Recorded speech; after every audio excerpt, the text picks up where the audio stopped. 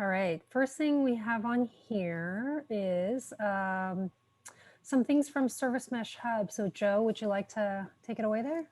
Sure, yeah. The latest release in Service Mesh Hub went out since the last meeting, about 6 days ago now. That is 0.9.0. A couple of interesting changes there include that we now have CRD validation schemas for all of our resources. So that will make it a lot easier to debug problems in your YAML. And we also improved the validation within the Service Mesh Hub controllers themselves, particularly networking, where we will validate that the reference config targets on traffic policies exist as part of the reconciliation loop. So if you reference a service that doesn't exist, we will let you know on the traffic policy that traffic policy might not have the effect that you expected it to. Again, good for helping debug typos and things of that nature. Also, we added support for OSM 0.4. Largely documentation changes there and just some simple tweaks to our integration, but we're now working with the latest version of OSM. And yeah, the other interesting feature that we added is this setting CRD. This came out of a discussion that we had at the last community meeting where we talked about ways that we could allow users to specify the MTLS behavior in the destination rules outputted by Service Mesh Hub. So now on our setting CRD, you can specify the default MTLS setting you want on the generated destination rules from the networking controller. And you can override that one global default with traffic policies selecting individual traffic targets. So just a little bit more control for users on the MTLS settings as opposed to the always Istio mutual setting we had in the past. Now users can use different MTLS policies for different traffic targets. Beyond that, the rest of the changes were largely just fixes and improvements, which we're always merging in. And I'm sure we'll have a new patch release for 0.9 any day now as well, with more minor enhancements. With that, Scott, do you want to talk about the Service Mesh Hub extensions that you're working on? Sure. So I don't know if anybody here has been tracking some of the conversations on Slack and some of the issues that we've been using to follow all of this, but I believe that the docs, the community docs, should have a link to this PR for the API. I'll put it in the chat just to make sure everybody can take a look at it. So we have here, maybe I should share screen actually.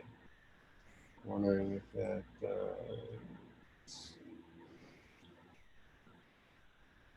all right, you guys see? This look good? Yeah. All right, so what is extensions? Let's see, so basically we have, we've come into this using other projects, and it's something that's come up for us in the past with Glue, which is basically the desire to make an extensibility layer to allow people to update and modify the behavior of Service Mesh Hub without having to modify the code. So we've created an interface that will allow you to run a gRPC server outside of, adjacent to Service Mesh Hub, and configure Service Mesh Hub to communicate with it in order to get, in order to have the configuration that it's going to output, in order to patch that using code. So if any of you guys are familiar with the Envoy filter CRD in Istio, this is like a kind of an equivalent notion here. We basically, so we have this concept of a networking extension service, and Service Mesh Hub is actually going to go to that service if you configure it to do so, and fetch patches for its config before it writes it to the cluster. So for example, if there's a feature that you want to expose to your users as a Service Mesh Hub user, you'd like to add a new CRD to your system to configure some additional things on Istio, but you want to use you want to go through Service Mesh Hub, leverage the metrics and control and all the abstractions that Service Mesh Hub provides, you can do so using this interface. We actually plan to develop some closed source extensions for Service Mesh Hub, and we will be leveraging this interface, but it's designed to be a generic extension point for building plugins for Service Mesh Hub. Before I go into a little bit deeper detail, does that resonate with anybody on the call? Yeah, that resonates a lot with us. We had a similar, end goal, but we hadn't really spent much time thinking about how to implement it, or even started conversations with you on how to implement it. So I think this is very interesting. I'll have to take a closer look at this. Cool. So the basic idea is that Service Mesh Hub performs some translation. It has discovery resources and user config objects. It will perform a translation of those, and then if you configure Service Mesh Hub with one or more networking extensions, which is a server that provides this interface, implements this gRPC interface, then Service Mesh Hub will request patches from the server before applying the configuration. So for example, let's say you give us a traffic policy. The traffic policy results in a virtual service, but you have your own custom extension. Let's say you have your own CRD that you want to modify. The user is going to say, for example, add a CORS policy. I mean, you can do that with the Service Mesh Hub today, so that's maybe not the best example. One of the examples that I'll give that we're building it for is Wasm. So we want to build some enterprise Wasm extensions. They'll be a part of a Service Mesh Hub. I'm sorry, I don't know if I'm going too off the track here, but basically the point is we have some plans to extend the functionality of Service Mesh Hub. We want to add some additional CRDs and some additional APIs and functionality. And the idea is that Service Mesh Hub core will reach out to an enterprise extension server, and the extension server will do its own calculation, its own translation, and append to those resources. Submit them back to Service Mesh Hub. Service Mesh Hub will finalize everything and actually write the config out to the cluster. And this allows, it's almost like a filter chain in a way, like an Envoy filter, where you can basically process all the config that Service Mesh Hub is generating and modify it in any way you see fit before it gets written to storage, to allow basically full customization of Service Mesh Hub behavior. So Scott, if I'm understanding correctly, this is a little bit of like a front-end extension in the sense that it'll take some config that the user inputs, possibly massage it with the extensions, and then commit it to memory. Is there anything on the sort of back end that will operate on those resources to affect the running of the meshes in the clusters, or is that not in the scope of this particular PR? This I think will help if I draw a quick diagram here. So let's say I have Service Mesh Hub core, and Service Mesh Hub core is going to get some set of resources. It might be, let's say, some traffic targets, some workloads, and some meshes. And then, and these have had some policies applied. There's some access policy and some virtual mesh and some traffic policy. See, being applied back there. Okay, this comes into Service Mesh Hub. Normally, what happens is Service Mesh Hub will then go out directly to Istio with the configuration. It's going to send it some, some virtual services, destination rules, service entries, etc. Is that Yeah, that makes so clear? perfect sense. So what we're doing Yep. here is we're adding the ability for a user before Service Mesh Hub does this. So internally, there's a translation that happens here. There's a translation that's happening where basically we convert all of these into these. And the idea is that we're going to allow the user to step in the middle, okay, and extend this, this translation. So the user will have a view of the user config, this extension point. Maybe that's, we choose a better thingy here, right? This is going to be my SMH extension here. It's going to see each traffic target and the associated policies, each workload, each mesh. And it will also see the outputs that the Service Mesh Hub translation has produced. So it's going to see a tuple of these two sets of data, and it will be able to make modifications to the outputs here. So you'll be able to know, for example, the virtual service associated with a traffic target, you'll be able to edit it. Let's say you have your own CRD that points at that traffic target that tells you to redact something from what Service Mesh Hub is configuring or append something to it. You'll be able to do that from this extension point. And it all happens over gRPC, so there's no need to recompile or rebuild Service Mesh Hub. Okay. Yeah, makes perfect sense. Cool. I can, maybe we'll share this in the doc or something. That's the long and short of it. The details are in the, not that one. Are there in this networking API PR, which I'll make sure is linked in the doc. But essentially, it's three functions. Well, there's a fourth function. So the three functions for getting patches, because we partition resources for each discovery object. So we have each traffic target has a bundle of resources which you can patch.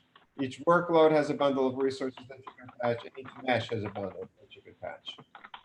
And then the last thing is actually the ability to signal Service Mesh Hub to resync. So for example, if you're watching a CRD that Service Mesh Hub doesn't know about, you want to tell Service Mesh Hub, hey, rerun your translation, call my extension server again, so I can submit some new patches. So that's essentially have one set of functions for getting the patches and another function for actually notifying Service Mesh Hub that we should resync.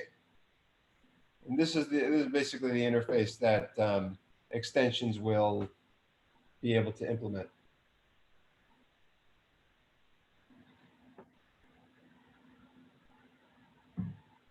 Okay, that's good. Very good. So that is it for that. We currently have the API is open. We're happy to take feedback on that. But we're also moving ahead with the implementation, and we can always, pending feedback from users. It's part of the idea here is to make something that's common both for ourselves to use as well as our users, and make this a generic, powerful extensibility layer for Service Mesh Hub. One quick question on this. Does this only work for Istio right now? Currently, it only works for Istio, but it should be relatively simple to extend support for other mesh types. It's really all about this generated resource object here, which encapsulates the outputs of Service Mesh Hub. Currently, it only includes Istio outputs, but if we added, let's say, an app mesh CRD here, we could add more types in the future for other meshes.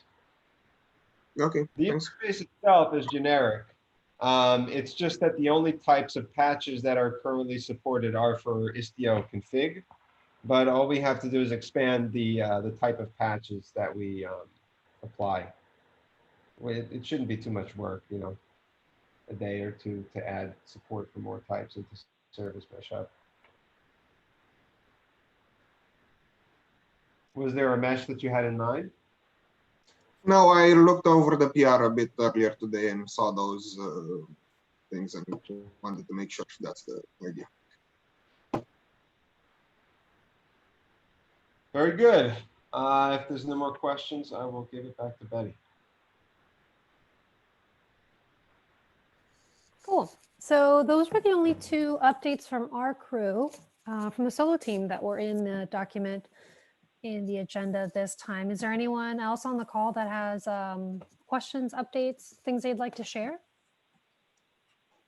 Yeah, I have a couple of things to mention. So first of all, you expect a PR for limited trust late this week or early next week, probably, unless something else happens. Two questions on this. So one is we've hit an issue with the Envoy filter that you guys use to rename the services. It looks like it only works for a pass-through gateway, as far as we can tell. And we were wondering if you guys know anything more about this. If you've ever hit something using the Envoy filter or not a pass-through gateway with something that actually does TLS termination.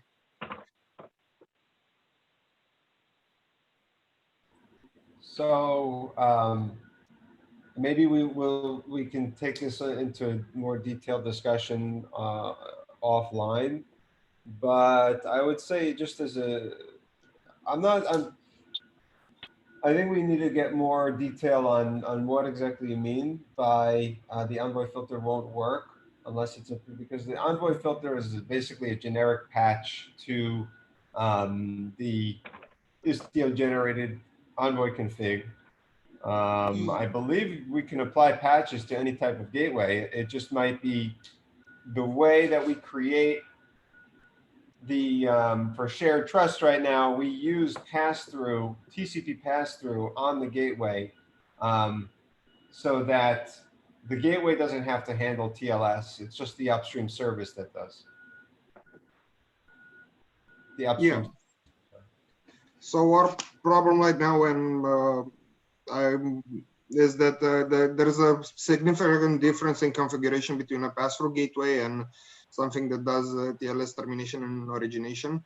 And the Envoy filter that's currently being applied doesn't seem to be applied to the gateway in the correct place, and that traffic doesn't go as expected. What we did right now for limited trust, and I'd like to get your feedback on this, is we're not creating the Envoy filter anymore, and we're creating virtual services for each of the incoming targets, and that seems to solve the problem. I was wondering if there's a strong dislike against this, or I mean, I would say off the bat, it's probably always preferable to not use Envoy filters where possible because they tend to be fragile. But you know, we can probably take it offline and discuss in more detail the implementation you guys have went with, and you know.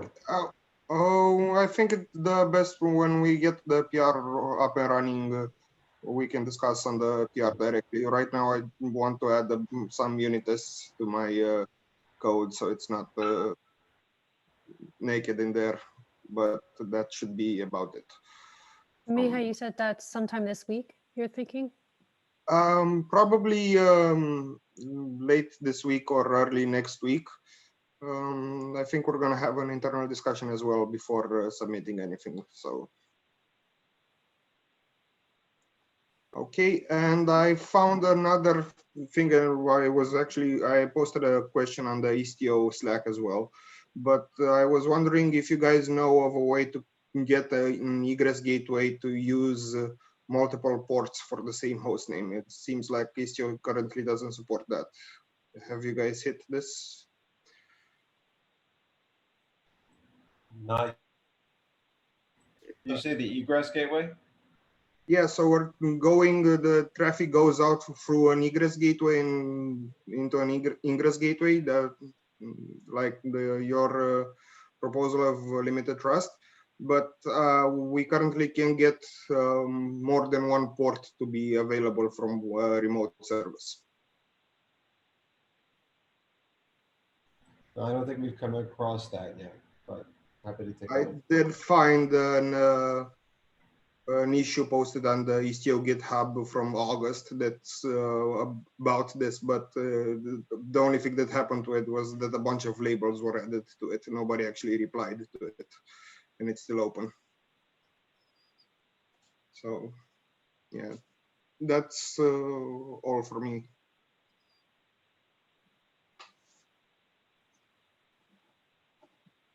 Hey, so just related to that PR, we were planning documentation to be separate from the PR. I assume there's no immediate concerns with that? Yeah, I think that's fine. We can just file an issue to track the docs coming afterwards. Yeah, and As so go ahead, Mihai. Sorry, I was going to say that the main difference in how to use it should be setting the TLS configuration to limited instead of shared. Other than that, it should work the same as shared trust. Yeah, so I mean, in one sense, the documentation impact can be really small because, as Mihai said, the API change is, very, very small. But the impact to the layout to the doc and your some of your guides of, okay, the first thing you do is you establish a common route and stuff like that. That probably might be a little not tricky, but just take a little bit more time to make sure you convey the right message on how those guides should be played out, or even you guys might have some input onto even whether that is an entirely separate kind of workflow versus a option within the current workflow. So those are some details that we figure we'll follow up with on a separate PR after you at least see the code and how it falls together. Sounds good.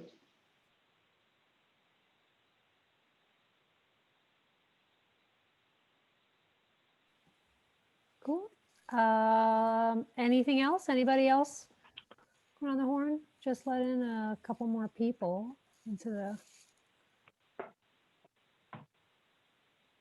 Yeah, I guess there's one other sort of thing that we've touched on a few times, but has there been any more thought or planning about service discovery, whether you allow service discovery more generically, service discovery from a controller, or even things like how to control which services you want to import or export, for lack of a better word, even within the current mechanisms of service discovery. Has there been any planning or discussions around those areas? Because that's an area we keep coming up against in some of our work. So we want to, if you have been doing some planning, we'd like to, hear about it. Otherwise, maybe in a future meeting, we'll try to bring in something more concrete of some of the use cases we're seeing. It would be great to hear what the requirements are that you're working with. Like what kind of custom backends do you want? So it sounds like you want to be able to add custom service discovery endpoints, as well as filter out some of the ones that Service Mesh Hub maybe aggressively discovers on its own. Well, yeah, there's a multitude of use cases. So I'm being a little generic here, Scott. But yeah, I think there's sort of two things. One, if you remember way back, we talked about some of the stuff we're doing with network service mesh, where the service discovery doesn't, the services and how they're exposed network-wise are a little bit different than what Kubernetes normally supports. So that presents a little bit of the first use case of, having other means to get service discovery in that could be useful service meshes that run on top of network service mesh, for example. So that's sort of one use case. The second use case is we're hearing, in some of the discussions that people don't necessarily want all services in every cluster to be discoverable. That some services should only be more internal to the particular mesh that in that cluster versus some services, you want to be more broadly and set up gateways for, and they're going to be more inter-cluster. So they're kind of two separable use cases in that sense. But again, we could be more specific. I guess I'm just asking, is there already ongoing work? Is there any PRs and Slack chat that we should be paying more attention to in this area, or should we just bring it up at the next some of the next couple meetings? I think that we can continue to flesh that out together through following meetings. Currently, we don't have anything in the works, although we have an existing model for filtering things out of what Service Mesh Hub would discover. Glue has a similar concept. You can use annotations on namespaces and on individual services to, it's really very configurable in Glue. It might be worth discussing that interface, but there's like a blacklist, whitelist option that allows you can either configure Service Mesh Hub to aggressively call it blacklist mode, where you blacklist the services that you don't want discovered, or we have whitelist mode where you whitelist only the services you want discovered. Those are two options. And again, we've not implemented in Service Mesh Hub, but that's the model that we have in Glue, which has worked well for us there. As far as custom extensions to the registry of traffic targets and workloads that we have in Service Mesh Hub, we've definitely talked a lot about it. We just have not started the work on it yet. But we have done a bit of planning around that. We know it's on our roadmap. Okay. Okay, great.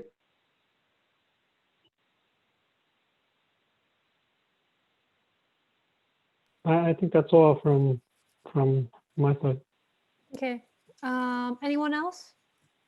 Any other questions or comments? Topics you all want to bring up?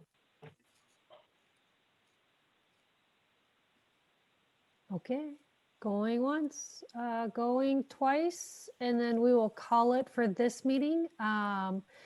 The next one is in the beginning of November. And then I want to say that, so we'll only end up having one meeting in November because the second one either lands during the week of KubeCon or Thanksgiving.